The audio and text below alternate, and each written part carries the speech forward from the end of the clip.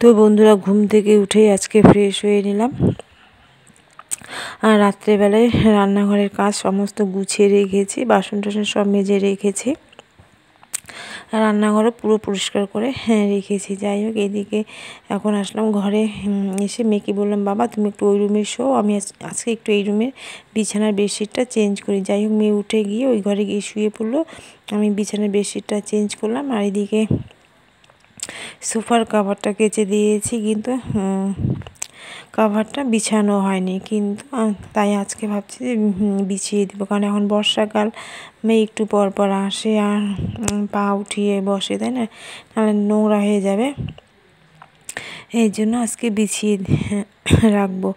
আর এই সে সোফার কাভারগুলো কিন্তু তাওয়ার, মানে তোমাদের দাদাভাই মানে ডিউটি করে যায় ক্যাম্প থেকে দিয়েছে, তাই দেখতে ভালোই লাগে। তাই উপরে সাদাটা রেখেছে আর নিচের মধ্যে ব্লুটা, আর দুই সাইডে দুটো, যেগুলো তো আমার হাতে বানানো। যখন কোয়ার্টারে ছিলাম তখন এগুলো হাতে বানিয়েছি। দেখো তো কেমন লাগছে এই পুরো সোফার ফুল লুক। প্লিজ তোমরা একটু কমেন্ট করে বলো।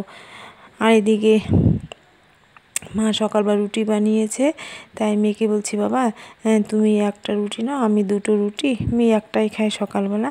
তাই মেয়ের ওখান থেকে এক পিস আম নিয়ে নিলাম। আর প্রচণ্ড খিদে পেয়েছে, কালকে রাত্রেবেলায় খিদে পেয়েছে, এই জন্য মানে আম আর রুটিটা খেয়ে নিলাম। পরে রান্না বান্না করে পরে পুজোটা দিব, কারণ আজকে আর পাচ্ছি না খিদে সহ্য করতে। এর জন্য আজকে ঠাকুরকে পুজো না দিয়েই খেয়ে নিলাম।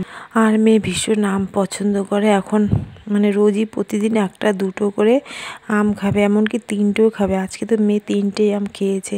সে যাই হোক, মেয়ের জন্য 1 কিলো আম এনেছি, মেয়েই খাচ্ছে, কিন্তু আমার খেতে মন চায়। তখন না মেয়েটার কথা ভেবে আর খেতে মন চায় না, যে একটা আম আমি খাবো, থাক মেয়েটার আর একবেলা তো চলবে। যাই হোক, এর জন্য মেয়ের ওখান থেকে মানে 1 টুকরো আম নিয়ে নিলাম। আর আমি আমার জন্য আর এক্সট্রা একটা আম নিলাম না, মেয়েটার কথা ভেবে। মেয়ের ভীষণ পছন্দ, এর জন্য আর আম নিলাম না, ওখান থেকে একটু নিয়ে খেয়ে নিলাম। আর বন্ধুরা, তোমরা আমাকে ভালো ভালো কমেন্ট করছো, তার জন্য অসংখ্য অসংখ্য ধন্যবাদ। এইভাবেই আমার পাশে থেকো, আমিও তোমাদের পাশে যাব, কমেন্ট করব। যাই হোক, এইভাবে একে অপরের হাত ধরে আস্তে আস্তে এগোবো। কেমন বন্ধুরা, তোমরা সবাই কেমন আছো? আশা করি ভালো আছো, আমিও ভালো আছি। সকালে উঠে যাই, আজকে সব কাজ উল্টোপাল্টা হয়েছে। সকালে উঠে আগে স্নান করে নিলাম,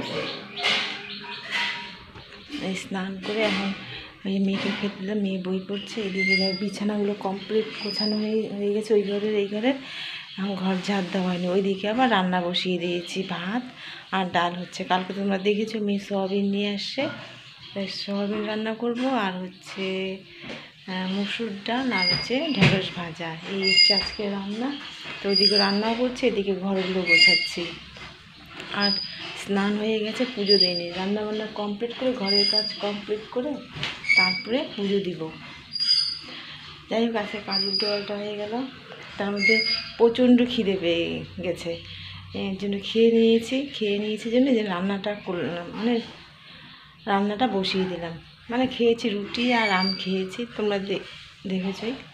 তারপরে রান্না করে একটু ফ্রেশ হয়ে তারপরে ঠাকুর ঘরে যাব। মেয়ের পড়া কমপ্লিট, মেয়ে এখন হাতের কাজ করবে, এই হচ্ছে ব্যাপার। এখনও মানে ঘর মোছা নেই, বারান্দা মোছা নেই, শুধু ঘরগুলো গোছানো হলো। এখন ঘর ঝাড় দেবো, ওইদিকে রান্না হোক, এদিকে ঘরের কাজও হোক। নাহলে একটা যদি রান্না করলে রান্না, আর যদি ঘরের কাজ করি তাহলে দেরি হয়ে যাবে। আর এক রোদ্দুর নাই, কিন্তু ভ্যাপসা গরম। এই ঝাড়ু নিয়েছি, ঝাড়ু ঠিক আছে। আর ওইদিকে রান্নাঘরে ভাত ডাল বসিয়ে দিয়েছি, কারণ ভাত ডাল হতে তো সময় লাগে, তাই না। এইদিকে এখন ঘরগুলো ঝাড় দিয়ে নিব, আর এদিকে তাড়াতাড়ি করে ঘরগুলো আজকে মুছে নেব। বেশি একটা ডিপ ক্লিন করবো না, হালকা হালকি মুছে নেব। এদিকে দেখো, আমার কাপড় কাচাও কিন্তু কমপ্লিট হয়ে গেছে, মানে আজকে সব কাজ উল্টো পাল্টা করেছি। এইদিকে রান্নাঘরে চলে আসলাম, দেখো রান্নাঘর রান্নাবান্না কমপ্লিট হয়ে গেছে। আজকে রান্না করেছি মুসুর ডাল আর সয়াবিনের সবজি, আর সয়াবিনের তরকারিটা কিন্তু ভীষণ ভীষণ টেস্টি হয়েছে।